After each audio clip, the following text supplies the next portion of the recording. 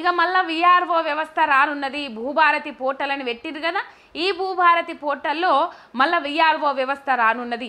ఏదైతే రైతులు కాళ్ళ చెప్పులు అరిగేటట్టు, మోకాళ్ళ చిప్పులు అరిగేటట్టు, జేబులకు చిల్లులు పడేటట్టు విఆర్ఓల చుట్టూ తిరిగి తిరిగి తిరిగి పనులు కాకపోయేసరికి, పట్టా మా మీద కాకపోయేసరికి సరిగ్గా ఉన్న పహానీలు మర్రేసే సిస్టము విఆర్ఓల దగ్గర ఉంటుందట. అంతే, అందరు కాదు, లంచగొండులుగా తయారవుతారు కొంతమంది, అవినీతి పరులుగా మారిపోతారు కొంతమంది, అవినీతి తిమింగలాలుగా మారిపోతారు కొంతమంది, కోట్ల కోట్లు లక్షల లక్షల ఆంబుక్క పెట్టేటోళ్ళు ఉంటారు కొంతమంది. ఈ విఆర్ఓ వ్యవస్థ ఉండొద్దు, దీనివల్ల రైతులు ఇబ్బంది పడతా ఉన్నారు, రైతులు తీవ్రమైన అరిగోసలు పడతా ఉన్నారని చెప్పేసి విఆర్ఓ వ్యవస్థను రద్దు చేసి ఆ విఆర్ఓలు ఎవరైతే ఉన్నారో వాళ్ళని ఇరిగేషన్ డిపార్ట్మెంట్లలో భర్తీ చేసింది బీఆర్ఎస్ ప్రభుత్వం. ఇలా విఆర్ఓ వ్యవస్థను మళ్ళీ ధరణి పోర్టల్ తీసేసి భూభారతి పోర్టల్ అని పెట్టిండ్రు కదా, ఆ భూభారతి పోర్టల్లో ఈ విఆర్ఓ వ్యవస్థను తీసుకురావాలని చూస్తూ ఉన్నది. ఇక మళ్ళీ అవినీతి చేద్దామని అనుకునేటోళ్లకు,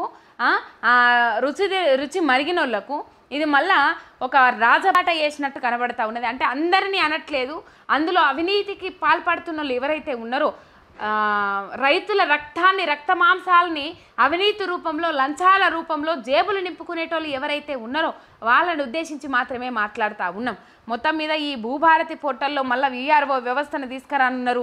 వేలల్లో లంచాలు, కోట్ల రూపాయల భూములు తారుమారు, విఆర్ఓల తీరుతోనే భూ వివాదాలు, కోర్టు కేసులు, గతంలో ప్రజలు ముప్పుతిప్పలు పెట్టిన విఆర్ఓలు, దశాబ్దాలుగా పల్లెల్ని పట్టి పీడించిన విఆర్ఓలు, అవినీతిలో హడలెత్తిన రైతులపైకి విఆర్ఓ వ్యవస్థను మళ్ళీ రుద్దుతున్న కాంగ్రెస్ సర్కార్ అని చెప్పేసి ఇక్కడ చూస్తూ ఉన్నాం.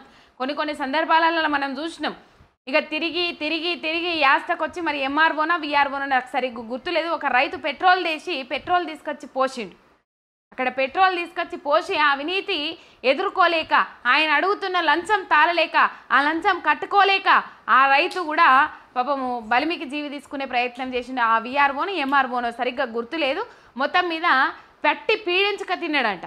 సరే, చట్టాన్ని చేతులలోకి తీసుకున్నాడు తప్పే, అంతవరకు కరెక్ట్ అని ఎవరు ఇక్కడ సమర్థిస్తలేరు.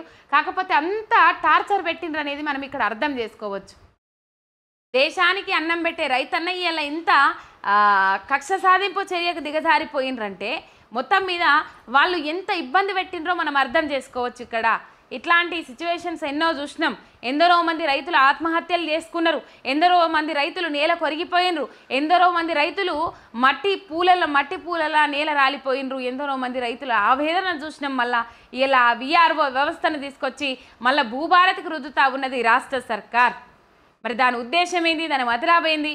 ఇరిగేషన్ డిపార్ట్మెంట్లో విఆర్ఓలను సెటిల్ చేసినప్పటికీ కూడా మొత్తం మీద కొంతమంది మిగిలిపోయినన్నారు. మరి ఆ కొంతమందిని ఎట్లా సెట్ చేద్దాం, ఎట్లా నియమిద్దామనే ఆలోచన మీద ముందటికి నడవాలి. కానీ ఈ విఆర్ఓ వ్యవస్థను మళ్ళీ తీసుకొస్తా ఉన్నారు. దాదాపు ఎన్నో అంశాలు చూసినాం మనం, ఎన్నో ఎగ్జాంపుల్స్, ఎన్నో ఉదాహరణలుగా తీసుకోవచ్చు మనం. విఆర్ఓ విధానాలతోని ఎంతోమంది రైతులు ఆగమైపోయినరు. రైట్, కొట్టుండ్రి. తెలంగాణలో విఆర్ఓల ఆగడాలతోని బలైపోయిన, విఆర్ఓల అవినీతి వల్ల బలైపోయిన రైతుల సంఖ్య ఎంత, రైతుల వివరాలు ఏంది అని కొట్టుండ్రి.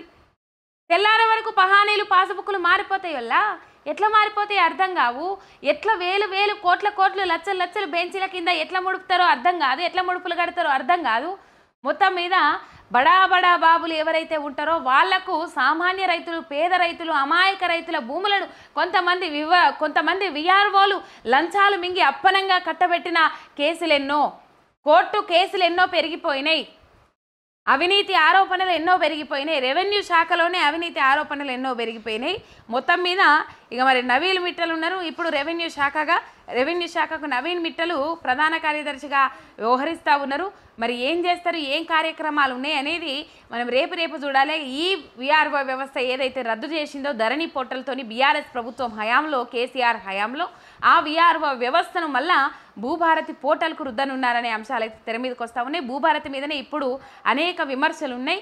తాత్కాలిక వెబ్సైట్ని ఎందుకు రూపొందించిండ్రు, ఆ అసలు వెబ్సైట్ రూపొందించబడేసరికి మనకు సంవత్సరం పొద్దు పడుతుంది. ఆ సంవత్సరం పొద్దు కాకముందే, అసలైన వెబ్సైటు రూపొందించబడకముందే మీరు ఎందుకు తాత్కాలిక వెబ్సైట్ని ఓపెన్ చేసి మేఘాల మీద ఇట్లాంటి కార్యక్రమాలకు తెరలేపుతా ఉన్నారు, ఇట్లాంటి చర్యలకు తెరలేపుతా ఉన్నారో తెలంగాణ సమాజానికి మీరు సమాధానం చెప్పాల్సిన అవసరం ఉన్నది అని చెప్పేసి ఇప్పటికే దాదాపు చాలా మంది తిరుగుబాటు లేవనెత్తుతా ఉన్నారు. ఈ భూభారతి అంశాలేంది, ధరణి పోర్టల్లో ఉన్న అంశాలు ఏవైతే ఉన్నాయో అవే ఇండ్లకు మలిచిండ్రు. కాకపోతే అందులో ధరణిలో 33 అంశాలు ఉన్నాయి. ఆ 33 అంశాలను ఇప్పుడు 6 అంశాల కిందికి కుదించలే. అక్కడ ఉన్న పాయింట్లు ఏవైతే ఉన్నాయో ఆ పాయింట్లు ఒక్క పాయింట్గా కిందికి చేసి ఒక్క పాయింట్ల కింద 4-5 అంశాలు వస్తాయి. ఇది ధరణి పోర్టల్కి, ఆ భూభారతి పోర్టల్కి ధరణి పోర్టల్కి ఉన్న వ్యత్యాసం. అందులో ఉన్నాయో ఇందులో ఉన్నాయి, అందులో కిందలకు పెద్ద తేడా ఏమి లేదు, వ్యత్యాసం ఏమి లేదు. అండ్ ఇంపార్టెంట్ ముచ్చట చెప్పాలి ఇక్కడ. ఆ ఇంపార్టెంట్ ముచ్చట ఏంటంటే ధరణి పోర్టల్ని ప్రైవేటు వ్యక్తులకు అప్పచెప్తా ఉన్నారు, ప్రైవేటు సంస్థలకు అప్పచెప్తా ఉన్నారు, ప్రైవేటు సంస్థలను టెండర్ల కిందకి పిలుస్తూ ఉన్నారు అనే నేపథ్యంలో ఇక్కడ భూభారతి పోర్టల్ అన్నారు కదా, మొత్తం మీద ధరణిని ప్రైవేటు సంస్థలకు అప్పచెప్తా ఉన్నారు. ఇక సామాన్య పేద ప్రజల రైతుల భూముల ఆంఫటు స్వాహా కావాల్సిందే అని చెప్పేసి పోయిన ప్రభుత్వం మీద విమర్శలు చేసిన వాళ్ళు ఇలా మీరు చేస్తున్నది ఏంది? దొంగ అన్నట్లు లేదా సార్వార్లు ఈ ముచ్చట చూస్తూ ఉంటే ఎందుకు విమర్శల పాలవుతా ఉన్నారు? ఎందుకు ప్రజా వ్యతిరేకత విధానాలతో ముంగడికి పోతా ఉన్నారు? ఎందుకు ప్రజలకు వ్యతిరేకమైన మార్గాలను అనుసరిస్తూ ఉన్నారు? ఇలా అప్పుడు ప్రైవేటు సంస్థలకు చెప్తున్నారు బీఆర్ఎస్ ప్రభుత్వములు ధరణి పోర్టల్ అని చెప్పేసి వ్యతిరేకించిన వాళ్ళు ఇలా మీరు మళ్ళీ అదే ప్రైవేటు సంస్థలను ఎందుకు టెండర్లకు పిలుస్తూ ఉన్నారు? సమాధానం చెప్పాలి. ఇది ధరణి పోర్టల్కు సంబంధించి